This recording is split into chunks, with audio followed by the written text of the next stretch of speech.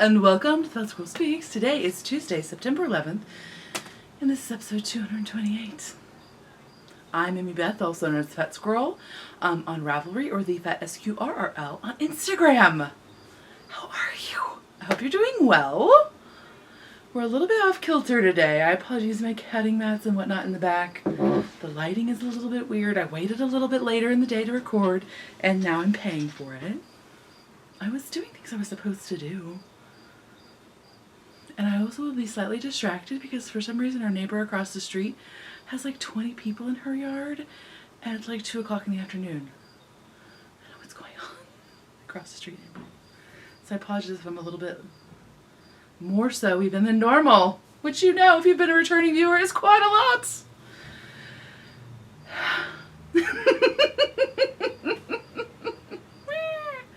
Oh my gosh, y'all. Crazy. Are you feeling it? Are you feeling your oncoming fall vibes? Are you excited? I'm so excited about my upcoming fallness. It's so exciting. Jackets in the morning. Anyway, let's talk about knitting. I know normally I talk about other stuff first, but I think today I'm going to talk about my knitting first because I'm feeling a little bit discombobulated. So I'm hoping that will help me focus in and then we can talk about other stuff at the end of the podcast. Okay? Okay. Spinning. I have been working on a combo spin and then also I've been working on that gray fiber. I've got both my combo spin bobbins done, which means I have 8 ounces that are ready to ply. But I haven't done it yet because I'm letting it rest. And then I have officially 18 to 20 ounces definitely done. 2 full bobbins, and those are the Hanson mini spinner bobbins. So those are 8 to 9 ounces probably. And then about half of another one. So I'm almost done with that gray fiber that I have carded myself. It's CVM, and so I'm ready to apply that hopefully soon. But then let's talk about knitting. Okay, let's start with things you've already seen. So I am working on a pair of Frankenfingers mitts. And whoa, things are falling everywhere. Frankenfingers, which is patterned by Elizabeth Green Musselman, something. And I showed you last time I had a finished one. And I can't remember how much I had on the other one. But now I'm about ready to do the fingers. So I have, of course, stalled. Because the fingers are not fun. Now I will say I've been really putting off working on these, like getting these mitts started, because for some reason in my head I didn't like making them, but really they're not nearly as bad as I thought they were. Yeah, I don't know why I was like so wanged out in my head about making them. I think because when I made my husband a few years ago, he was wearing them to work in, and so he was tearing them up. And so I kind of went on strike about the mitts. But as of late, he's only been wearing them in the house. So now you get the hand-spun ones. So, but they're totally enjoyable to work on. It's just a bunch of ribbing, but it's pleasant. So there they are. They're just 2x2 rib the whole way, and then you get some fingers and thumbs. There will be, of course, 2, 4, 6, 8, 10, 12 if ends do weave in. But whatever, that's okay. But so those ready to get fingers. And that yarn is hand spun. It is a BFL, Superwash BFL nylon blend. So hopefully those will be durable and mostly washable. I know that all wool is washable, but sometimes he tends to get, even though he's like wearing it at home, he'll like forget and wear them out in the garage to do something, and then they get like oil on them. And so while I feel very comfortable in not having superwash wool for almost everything, oil is challenging. So I do try to do superwash for his stuff. And then of course I have my Threipmuir, which is a pattern by Ysolda Teague that I am knitting out of Harrisville Designs, Shetland. And so I have more progress on that. Last week I was there, so now I am here.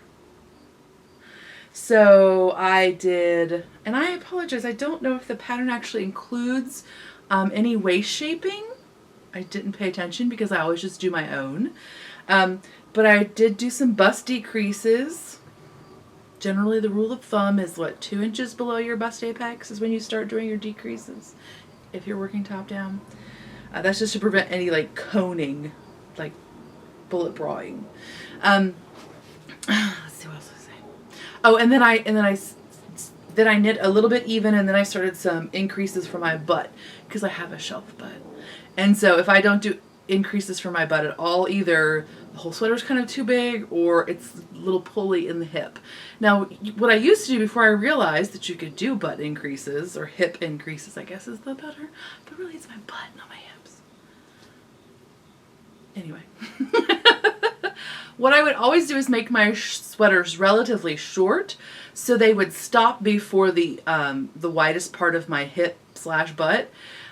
So it's really great that if you can't do those hip increases, butt increases, whatever, you can make the sweater whatever length you really want, and not have to worry about how it would fit. Because what would happen is I would always get that like tenting effect where it would go from the like halfway down my arm, and it would just tent out like a letter A, like an A frame, to my butt and make me feel really bulky and like less cute. So yeah, so I do that, and that way I can make my sweaters a little bit longer without having to worry about that effect. So, okay. If you have any questions, I'm hoping, you know what, to say I'm going to be done next week might be a little bit optimistic, because I do still have to, and I am just going to make mine short sleeve. The pattern is written long sleeve. Did I ever tell you that? I just thought you knew. The pattern is written for a long sleeve sweater. I would be upset, but that means there's cake that's done. So I'll be right back after I get my cake out of the oven. Do you want to come over? There's cake. Buttermilk bun cake with caramel icing. Well, there's not icing yet, but there will be. Anyway, what were we talking about? My sweater, I think. I think that's all I needed to talk about, though. Oh, maybe I would say, it's going to be short sleeve. That's what we're talking about. So I don't think I may have not actually told you that, but that's what's going to happen. So all I have to do is do this ribbing essentially on the armhole, and then I think I have like 5 inches left. So it might be ambitious to say I'll be done next week, but anyway, if you have any other questions about it, please feel free to let me know. I kind of, I get in that mode of like, I have made a sweater so many times that I forget certain things to mention or what have you. And also, like, I've done this like 228 times, but not all of you have been with me yet that many times. So if you're newer and you're like, what is she talking about? Feel free to ask. I'll do my best to answer. So anyway, so there that is. And again, that's Harrisville Designs. Blue Topaz is the main color. Mustard and...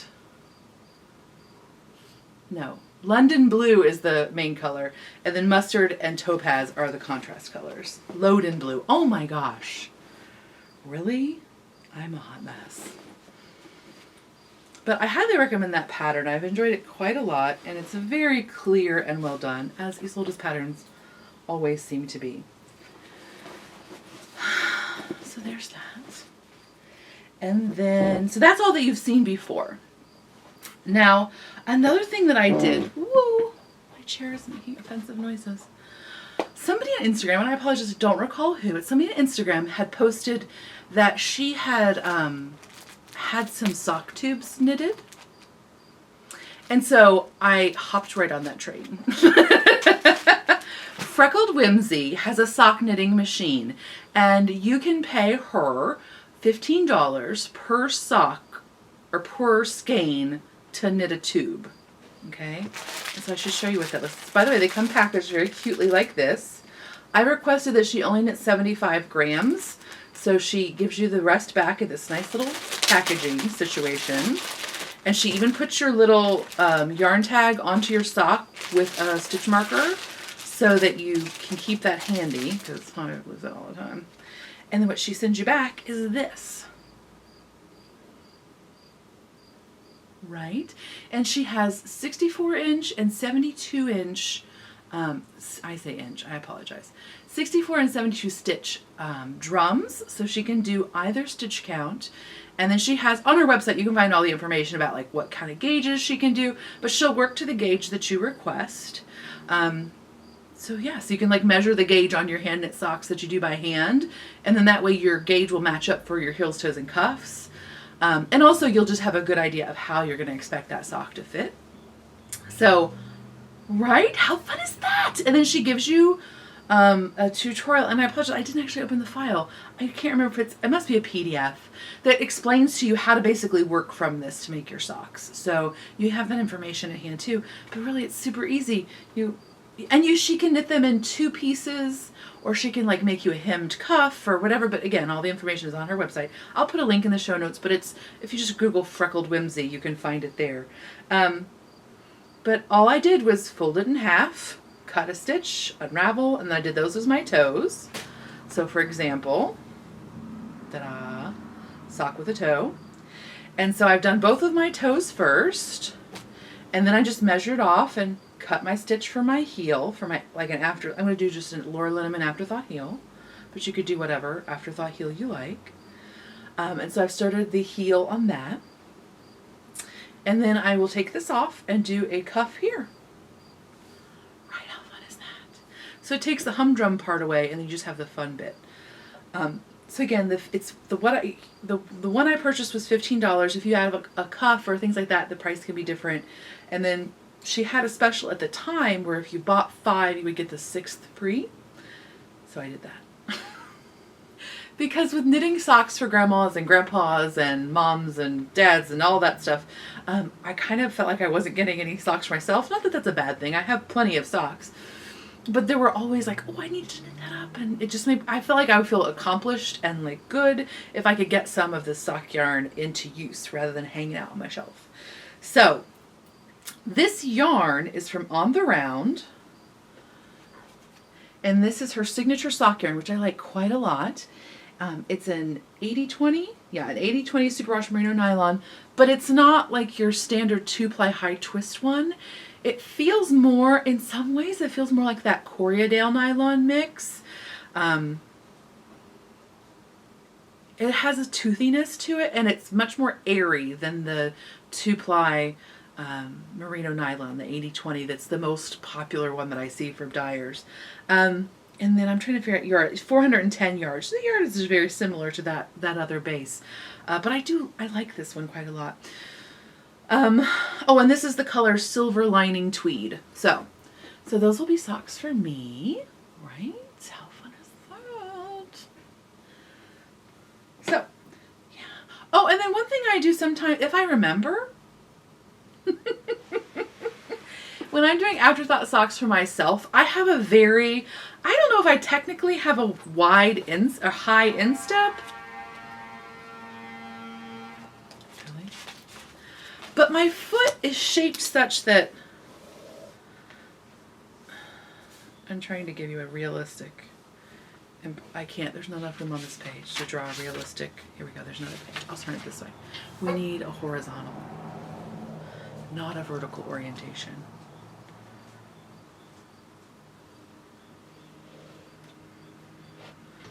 That's a terrible picture. But this distance between like the bend that's in the front of my foot and my heel is very big. Like I cannot put on boots to save my stinking life. Like the cute little boots that have like the elastic gusset in the side. Like not only do I have giant ankles, but like I just can't even get my foot in there to even find out if it would fit over my ankle because this distance is really big. It's meaty. Dude, I'm a big lady. It's important. Like, that's stability. That's all I'm saying. I'm not upset about it. But it is something to work around. So sometimes if I knit an Afterthought heel exactly as written, I will get some, like, bunching up here. And then it can sometimes feel tight across there. So what I do to make them fit me a little bit better is I actually, like, cut or put my ripcord in, my waist yarn in, like when I try the sock on, when it hits me right here. So right at that bend in my foot. And then what I'll often have to do is work more plain rows. So that gives me further depth here, but I'm still at that larger circumference here before like I'm decreasing. Does that make sense? And then I'll do it. So like, for example, I think in Laura's pattern, the standard number of rows to work before you start doing decreases is 5. you know, I might do 7 to 10, depending on, you know, this difference, right? So my heel will be much deeper and it fits me a bit better. And again, if nothing else, sometimes this bunching is a little bit annoying. And then I often don't work as many decreases as are written because my heel does not come to like a very defined ball. I have like an elephantine, like very squared, Flintstone-y kind of foot. So my heel is not particularly narrower than the rest of my, it's like not that much narrower than the rest of my foot. So I don't work as many decreases. So for example, if I'm doing a 72 stitch sock, which is what I usually do for myself, I usually will stop doing the decreases at 16 because I just don't need a real fine point. If I do them all the way to the end, like I'll get a little bubble on the heel, which I don't need. So hopefully that's useful. But what that is to say is, if you find that an Afterthought heel doesn't fit you, it doesn't mean that it can't fit you. It just might mean that as it's written, it's not perfect for your foot. But there are things you can do to play around with it. Laura Linneman of the Knit Girls, you should be watching that, she has written her pattern, and I don't know if it's just an addendum to the free one or if it's an additional pattern, but she also has written with short rows here to give you more room without adding, well, it does something. I think it is supposed to be for people who have a higher end step, but I find that this works pretty well for me, is just to literally add extra rows. I think what it does is adds the rows like here so that you don't get extra length in the foot. If I'm not mistaken, I'm making that up, but I'm pretty sure. I'm pretty sure it adds the stitches here like at the hinge so that you don't get the extra length. But I find that, again, because the ankle and everything like that are wider on my foot or deeper on my foot than they are on an average person, that helps me is just, again, to stop or to create my heel, whether it's to cut it or to insert a waist yarn at the hinge of my foot, versus like oftentimes a pattern is written, stop the instep or stop the foot at 2 inches from the heel or 2 inches from the desired length. So, and I apologize, Laura's pattern even may be written like this, and it's been so long since I've actually looked at it that I'm not sure, but I think it is written like as a stop stop your sock 2 inches from the heel and insert a waist yarn. I could be wrong, but that's what I do, and that works for me.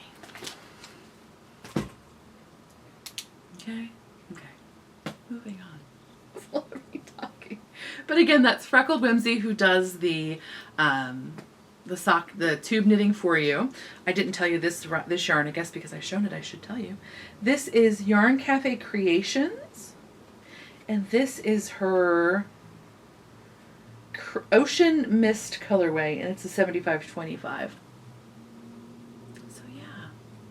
And Freckled Whimsy was super easy to work with. She had a question for me. She got right back, or she had a question after something. Oh, I had a socks that rock skein in mine, which I forgot have more, are heavier than the average. And so she even questioned, like, do you really only want me to knit so much of this, or do you want me to knit more? So she was on top of it. She didn't just think, well, that's what she meant. So that was very helpful as well. So I highly recommend that service. It was very painless. And now I have 6 socks just like waiting to be socks, which is very exciting. Okay. And then the last thing I haven't shown you is the Dandelion hat, which is a new pattern from Baby Cocktails. Wild Dandelion, excuse me. It's the Wild Dandelion. And it is specifically written for Susan B. Anderson's Barrett wool, the Woolen Spun. Wisconsin Woolen Spun. And if you recall, a few weeks ago I had purchased a skein of it, and I really did want to do a big thick cabled hat. So when this came out, I thought, well, I should probably just go ahead and do that. So here is mine so far. Again, this is Barrett Wool's Wisconsin Woolen, and this is the Nutmeg colorway. There we go, that's better. This is the Nutmeg colorway. It's a very basic cable. It's basically like if you've ever done Hugs and Kisses. It's kind of just like a double Hugs and Kisses. Does that make sense? But it just has very basic cabling and movements. You have rest rows, so you don't feel like you get too pooped out. And now the pattern is written for the brim to be folded. And so she does include suggestions for how you could make the hat deeper, or wider, or I don't think narrower, but deeper or wider. It's only available in one size in the pattern, but she does give you direct or suggestions on how you could make it either bigger around or deeper. And I think what I'm going to do is actually, I might just do it as written, but I probably won't wear my brim folded because a lot of times I wear my hats in the house. And so sometimes a double worsted weight brim is too heavy, but we'll see how I feel about it. I could also add another repeat of the cable in there to make it deeper. I think I should have enough yarn. We'll see as it gets a little bit longer and I can try it on a bit better how I feel about it. But I have a big head. Like I have a fairly large size head, and it seems to be fitting me quite nicely. So yeah. What was I going to say? Oh, so even though it says, I think it says to fit a 20-inch head, finished circumference is 20 inches, but that is generous. Like that is without, I'm sure that's without any stretch to it at all. So I have a pretty ginormous head and it fits quite nicely. Isn't that lovely? And of course this yarn is so great to work with. It's so squishy and fun. I highly suggest you purchase them if you can. What else was I going to say? Pattern is very easy, clearly written. It is 1x1 rib, which I hate because my 1x1 rib never looks nice. So if I were to knit it again, I probably would do 2x2. Quite frankly, when I was starting to knit it, I was not in the mood to read ahead. I just wanted to start my hat. And so I didn't look to get ahead to see if the 1x1 was part, because a lot of times the pattern will have an integration of the ribbing and the cabling, which I really appreciate, like where they flow into each other. However, this pattern is written to be folded over at the brim, so that was not a priority, I'm assuming is what the reasoning is on that. So you could easily do a 2x2 rib and not have a problem with it being any more disjuncted than this is, because again, it's written to be folded. So you won't see that transition anyway. That's super attractive. Anyway. I'm enjoying it. And I did just see a note that says that it's written to use almost the entire skein. So I may in fact just do it as written. And we'll see as we get closer. What happened? But so far I'm enjoying it quite a lot. And it's very pleasant.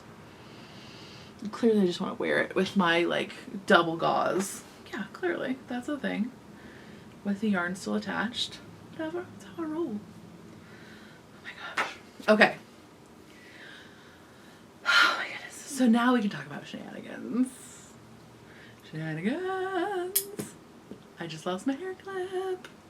I'll probably be fussing a little bit. Sorry. Okay, so what do we want to talk about? Oh my goodness. Let me get my notes. We didn't do any specific shenaniganing this week. Right? It was very, very rainy. But, okay, so I'll just show you my shenanigans. So, I don't know about you, but I am the food person in this house. I am the person that organizes all the food. I'm the person who does all the shopping for the food. I do all the putting away of the food. I do all of the maintenance of the food. I do all the cooking of the food. I no longer do the dishes, which is very exciting. But I do all of that stuff, right? And so that's definitely one of those unseen, brain-occupying tasks, the silent burden, right? That a lot of women bear. And it's not just women, but typically it's us. So I've been having... I go through periods, and I don't know exactly... I should probably journal or something to keep track of this to see if it's a seasonal thing. But occasionally I go through a total burn out with food. Where I'm I am not interested in figuring out, I think it's probably about this time of year because, right, I'm a soup person. I am an oven and soup person. I'm not so great on the top of the stove. If it goes in the oven, I'm on it. It's a braise, I'm there. Soups, yes, they go on the top of the stove, but they're different. Okay, maybe I should just say, I'm not a frying pan cook. Like, I am a 5.5 quart Dutch oven cook. I'm a stock pot cook. I'm a roasting pan cook, okay? So maybe it really is this time of year every year that I'm like, because we're almost into soup season, but we're not quite there. You know what I mean? Like, technically we're there now, but when I was freaking out, we weren't there. When I was freaking out, it was still 90 degrees, and I was just like, I'm done. Tap out. So I occasionally go through these like total meltdowns where I am A, frustrated because I feel like I'm eating the same 4 things forever, which drives me crazy because I actually do love a very broad range of foods. I love a lot of food styles. I love a lot of ingredients, and I live with people who do not.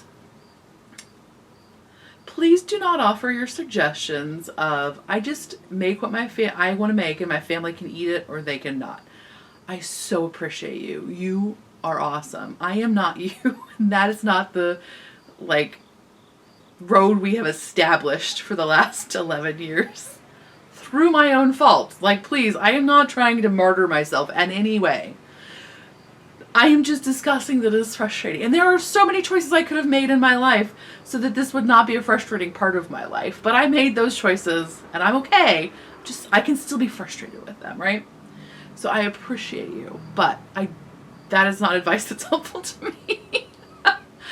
I know I've messed this thing up. But I'm on this path, so let's try to do what we can with it. Okay, so anyway, can you feel my insecurities coming out?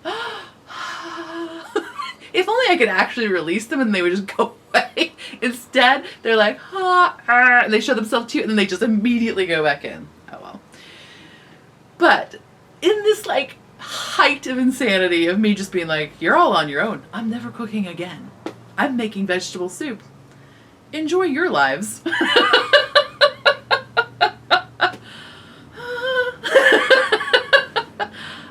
For some reason, I was looking at something and I thought, all right, maybe meal plan. What was happening is I kind of thought like I needed my family to contribute. Like, what do you want to eat? Like, what is something that you're interested in? Because I am overspending this insane amount of brain space, brain energy, and then actual physical time making things that you're like, about. Do you know what I mean? So so then that's how you get into that rut of feeling like you're making the same 4 things 24/7, like all the time, right? At least that's what it's like for me. So in that process, I was like, okay, I feel like I need to write down everything that I make that these people, at least one of the 2 of these other people, will also consume. And then from that, like, something happened where I was looking, probably on Pinterest, I'm not even gonna lie to you. Whatever. No, that's actually not what it was. I was transitioning. I have been this is another part of it. I have been a bullet journaler for a few years now, and I really like it. But I sometimes find that I do a very basic layout, right? Like, I don't draw cute stuff. It doesn't look pretty. Right? But sometimes even drawing that grid, because I use a ruler because I'm ridiculous, because I like straight lines. Sometimes even that is too much, and so I fall off the train of keeping track of things because I won't set aside the time to actually draw the weeks ahead. So in that transition of thinking, okay, so what can I do that I really like this flexibility? I've enjoyed this format, but maybe I need a slightly more structure, like somewhere in between where it's not a full day journal, like, you know, but so still has some flexibility, but a little bit of structure. So I decided that what I would do is try out a traveler's journal. Now, when I first started doing bullet journaling a few years ago, this was definitely the best way to go because it's a very affordable startup cost. Like, you can get these, this is the Lectern 1912 or whatever it is, Lucatrum, I don't know. And so I think they're about $20, but you can get a huge range. You can use a notebook, you can use whatever you want. So it was a great price point. This, however, has a slightly bigger entry cost. Now, I did not buy this cover. I had a piece of leather that I use for to put on my lap when I'm flicking out ends on a fleece. Of course, you have that laying around. And it was big enough like I cut this out of it. And oh my gosh, by the way, it's super fun to cut leather with a rotary cutter. It's like butter. I was like all psyched up for it to be really challenging. Zip. It's so much easier to cut through than like 6 layers of canvas. It's insane. So, I typically cut through like 6 layers of canvas. So I decided to try out this like Midori, Traveler's Notebook, what have you. And so it's a very similar, like you can get whatever you want. There's a million flavors, right? But basically you have these little notebooks and you can have them all you can just have a plain dot like you do here. You can have, or like whatever paper style you want. Or you can get specific ones, like they have like book journaling ones, they have craft journaling ones, they have all sorts of different things. And so like, I'm not gonna buy a craft journaling one, but I think I'm gonna start analog recording my crafts. Because I am terrible at recording Ravelry, like 100% terrible. And I think I might be better at it if I just do an analog version and then transfer it to digital. I'm trying to like, I'm almost afraid that I don't really like digital stuff that much. I'm afraid to admit it. Whatever. I do better with paper and pencil. But so I'm going to try to make that a goal for myself, is to actually keep track of projects and stuff on paper and then transfer them, because I'm not doing it the other way at all. And so I found this layout that I really liked for daily stuff. And I'll try to remember to put these folks in the show notes. But basically it's just a Monday through Friday with a dot grid in it. It's very basic. At the front it has an actual monthly calendar. And so it's 6 months worth. And then I have that. And then I have a plain dot grid that I use for like everything else in terms of show notes, show ideas, random other stuff. And then, while I was looking, I discovered people were doing meal planning with it. And again, I'll put this. This is just a download that you print yourself and then trim out. But I'll put that in the show notes as well. And so I will be honest with you, like I've known about meal planning forever. Hi. I was on Weight Watchers when I was like 7. Like I've known. Dramatic. So the concept of meal planning has always been like in the back of my head, but it never felt like it was for me, right? It felt like it was for like a very hyper organized person, a very maybe like an overscheduled person. It just didn't seem like it was for me. So I'm trying it out now because I feel like maybe, here's my hope, is that if I spend that like 20 minutes every 2 weeks sitting down and planning out 2 weeks, and this is just dinners because I'm easy. I'll make a pot of soup and live on it for a week, so no problem with me. It's these dinner meals that all the people consume. I feel like if I can I'm hoping that if I sit down for this 20 minutes or whatever it is at the beginning of every other week and plan out 2 weeks at a time with meals and grocery for that meal, not a full grocery, but just what I'm going to need for those meals, because the rest of my grocery I can do very easily. But I felt like one of the stopping points to trying new things or doing recipes that weren't maybe new, but I wasn't didn't have a really strong hold on, just doing out of memory, was like, okay, then you gotta find the recipe, then you gotta look at, okay, do I need anything from that? Then you make the note on the grocery list, and then by the time, that's like a hugely time consuming thing, right? Well, somebody, again, in this rabbit hole that I fell down on a meal planning, had this idea to do a master list. So she decided to do a master list of all of the meals that she could make or that she wanted to make, all in one place, so that she could just quickly reference it. So that's what we did. That's what I did. Why am I saying we? That's what I did. So I made this list of like all of the things like that we make that are just out of rote. And it's not 4 things. Like I felt like it was 4 things. It's totally not 4 things. And then I just did this. It's not anything you buy or anything, but I just made an Excel sheet. And so then I just made little boxes over here so I can cross off when we make it, when we eat that thing, so that I'll have an idea of our frequency that we're eating these things at. Just to help me, and again, just to see like, oh, we have not had green pork chili in 6 weeks. Like, okay, that's time to put that in the rotation. And some of these things are things we eat very frequently, like once every other week. And some of these things are things we eat maybe once a month. And then, this is super clever.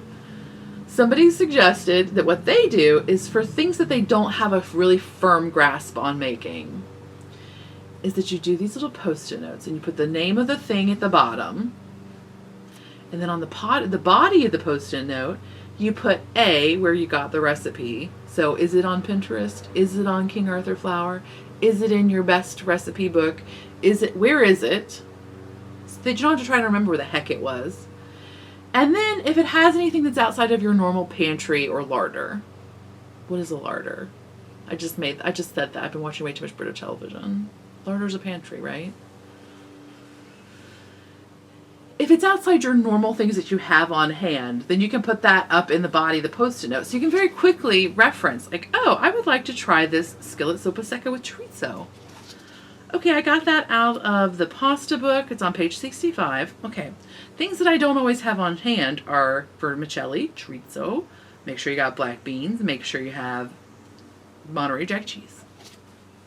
And so that's very easy for you to, on your weekly meal planner, write it in. And the meal planner that I chose, the format I chose, has like a little tiny shopping list on it. So you can either keep your full shopping list there, or you could just write what you need during your meal planning and then add that at the beginning. What I've been doing is writing what I need on there. And then when it's time to actually do my regular grocery list, I can just consult that and then add in anything else that I know we need. Does it make sense? So I'm going to try it. We're 2 weeks in. Seems to be going well so far. I do feel a little bit more freedom in terms of like my mental space. It did not seem painful to do at all. There's been changes, like I've moved things around, I've crossed things off and put them in different days and things like that. So there's still flexibility. I like it. I hope I keep up with it. I think it will be good for me. So anyway, so that's a random thing to talk about, right?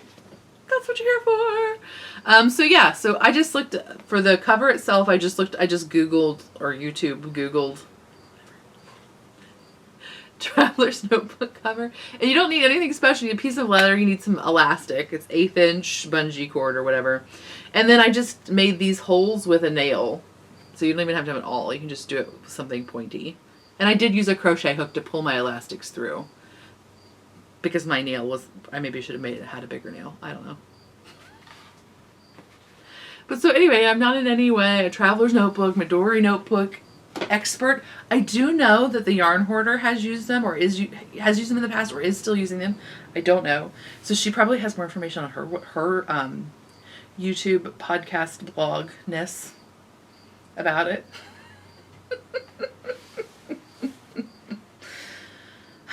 We'll see how it goes. Do you do anything for meal planning that really works for you? Is it like your jam and you're like, yes, this is the system. I have discovered it. It is the way to go.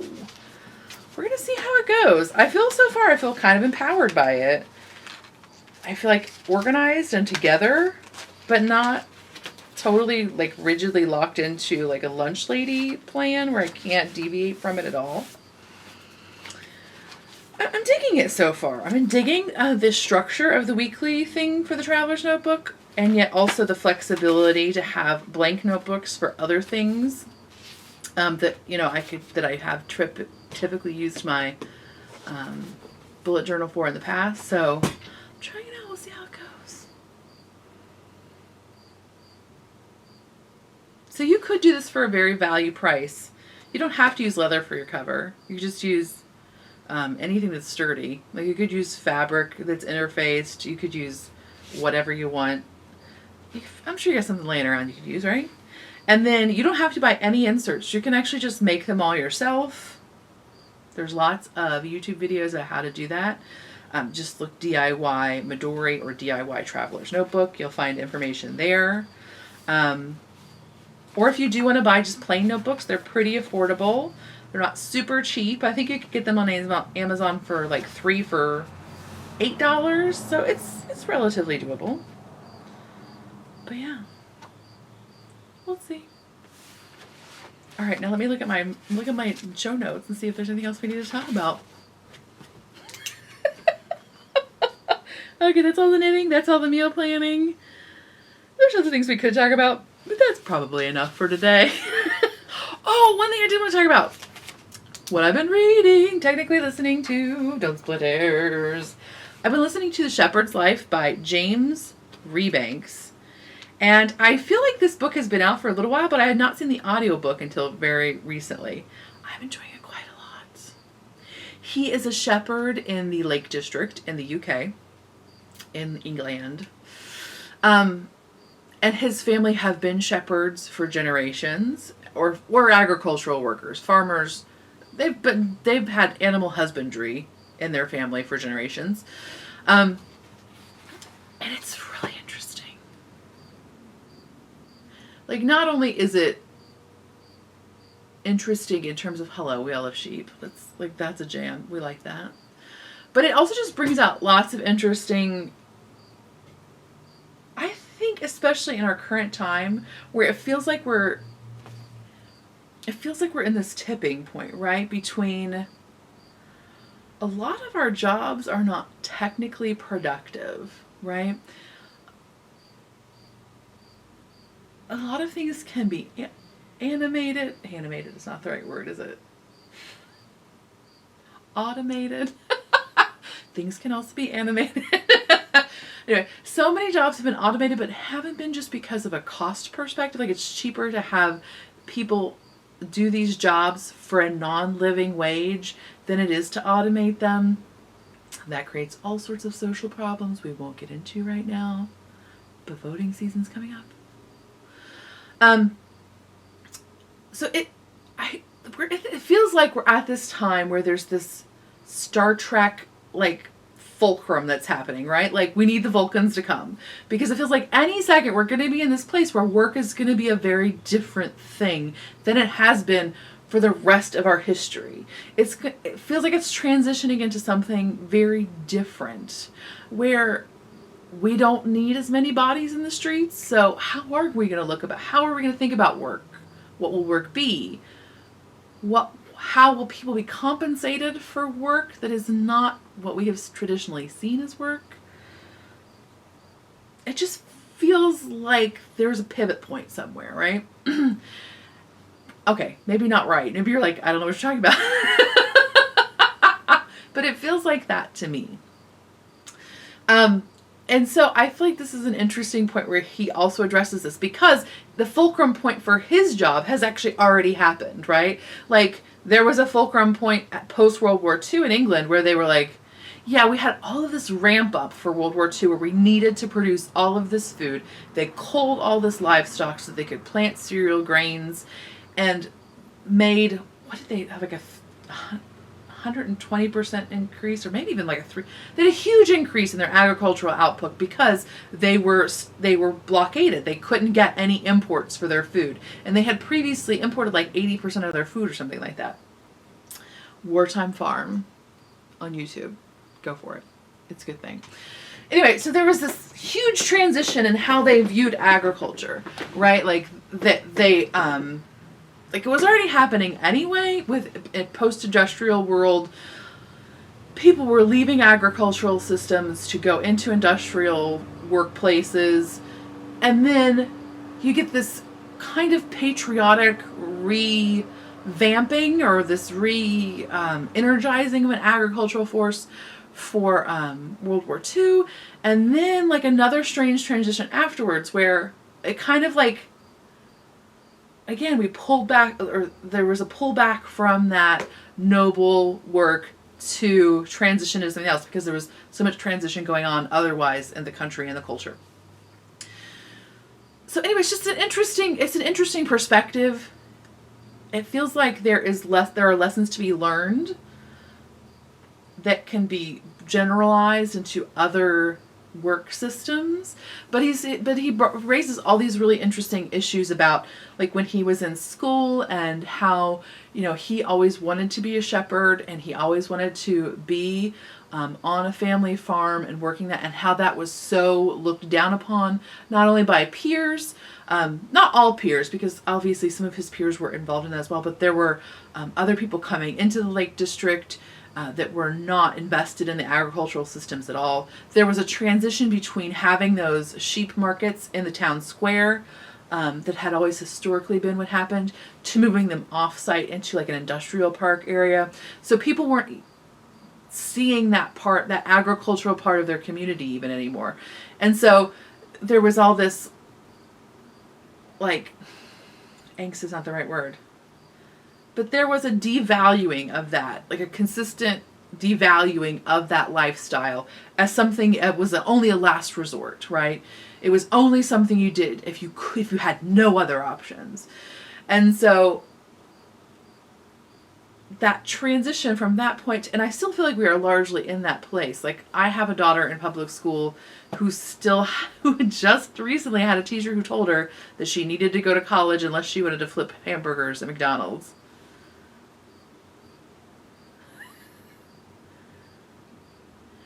Hey, don't say that when you are in a school district where I'm guessing 95% of students' parents did not go to college. Like, why are you demeaning children's families? Okay, let's not get in this. But so anyway, so there's still that. I saw that's still like a common theme somewhere, but there is a transition, right? There is this transition of valuing agriculture, valuing local produce, valuing those people who make that food for us, that we can look at and see and know that they're treating animals well, treating the land well, that they are in it for the long term, not just for an accumulation of capital. Like, they're in it for an accumulation of social capital and value that they're willing to add back into the system and not just hoard away. So I think it's real timely. There was something else. Oh no, that was the other thing about the sheep markets moving out. So I love that it has this discussion of work. But it's very palatable. It's not staged in any sort of like political event. Like, it's not. It is just it's a true questioning of, what do we value as work? Why do we value that thing over that thing? You know, and I think those are questions we really have to start answering. We really have to looking at as a larger society. And of course, the way to look at that is to start looking at it for yourself and start thinking about it for yourself. Like, what do you value as work? We have a different perspective, right? Like, we do stuff that people think is archaic and outmoded, and not all people, obviously, but that many people view that way. So maybe we're good people to start asking those questions, because maybe we're invested from a different perspective. I don't know, but I do find it to be very interesting. So anyway, I highly recommend it. I'm not that far in, so I guess I can't highly recommend it, but I recommend it so far. I got it from the library. And so again, that's The Shepherd's Life by James Rebanks. And I think the subtitle is something like Life from an Ancient Landscape or something like that. So then it also talks about, like, again, like, this value of the landscape, like, and this ownership that transfers, like, from the farmers who live off of the land and make their living from the landscape and contribute to our wider culture through those products, versus this assumption of ownership of that landscape from people who are not invested in the same way, from tourists or people who are doing walkthroughs or people who are interested in this romantic view of the landscape. And how do we integrate that in with the nuts and bolts of the landscape, like what it can make for us and what we are utilizing it for? Which I think is a really interesting discussion for us as Americans, because we have so much more land. Like, for example, Bill Bryson in his Walk Through the Woods, which is his book about the Appalachian Trail, he talks about the difference between walking in America and the UK. And that one thing that the Appalachian Trail does is that it completely secludes the walker. Like, the Appalachian Trail only crosses civilization in very few places, which makes it a challenge for people to through hike or peace hiker or to access. Because if you're going to walk the Appalachian Trail, you have to be geared up to do so.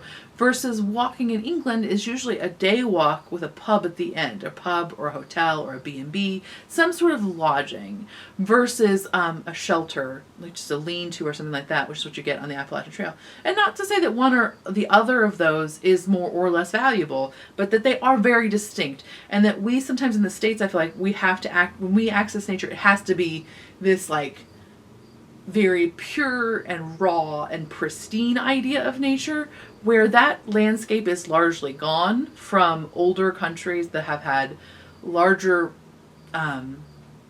densities of population on them for longer times. So they don't have as much, they don't even have the option to access that as much as we do in a larger geographical area. And so just ideas about how we view nature versus them, and like, and how that, again, how that ultimately relates to how we live in the space that we do. I don't know. I thought it was really interesting. Maybe I just got off on a tangent. I probably did. It's the afternoon. I need to go eat some cake. Just saying. So we should probably stop talking now. I'm pooped. Are you pooped? I think you are. You're definitely done hearing from me. But do let me look that up. Okay.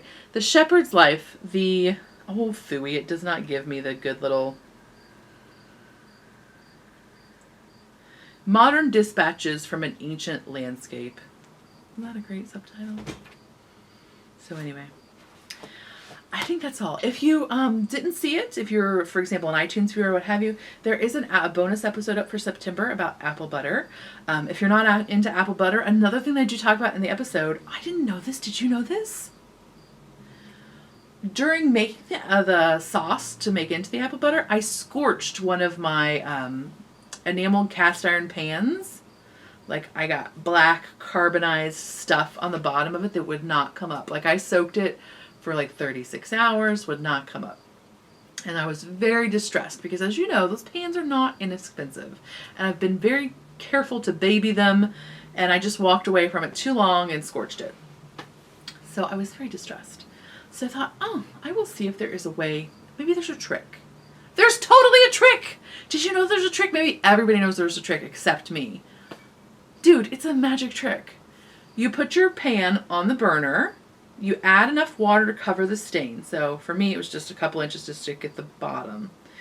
You bring that water to a simmer, and then you add like 4 tablespoons of baking soda. And then you boil it, I think, or you simmer it. Don't boil it. Just medium heat. Just simmer it for 4 minutes, I think. It's not perfect, but it totally lifts that stuff off so that you can just take a wooden spoon and scrape off the rest. My pan looks brand new.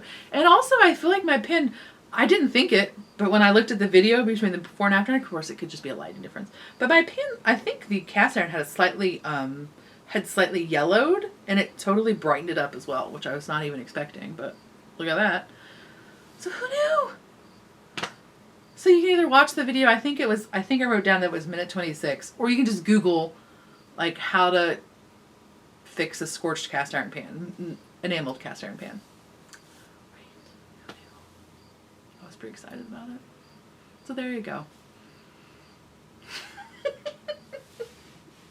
Anyway, I hope you have a great couple of weeks, and I'll talk next time. Bye.